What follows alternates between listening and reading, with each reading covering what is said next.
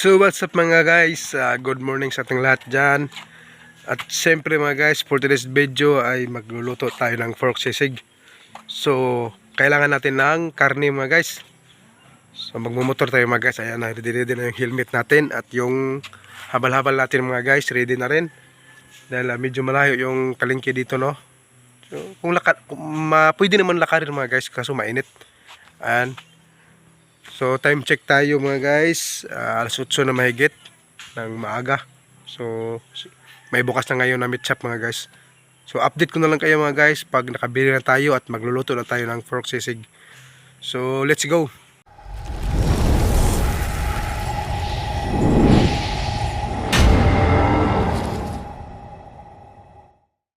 Yung karne na nabili natin dun sa palengke, yun yung gagawin nating pork sisig mga guys. Ayan mga guys, no, tapos na tayong magprito. Ayan lahat mga guys. Hour later. So ayan mga guys, no, nahiwa na natin yung mga ingredients niya, yung mga rekado niya. Yan yung sili niya mga guys. Yung sibuyas na pula, saka yung sibuyas na puti mga guys. So ngayon mga guys, no, hihiwain na natin yung karne, yung naprito nating karne mga guys. Pansisig talaga mga guys.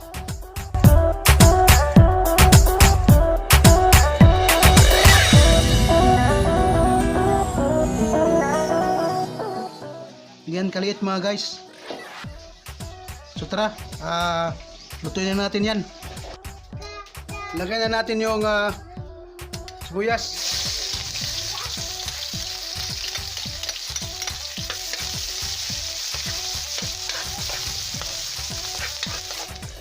Lagyan na natin yung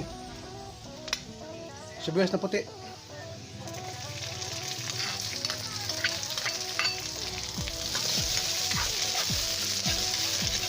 Lagyan na rin natin.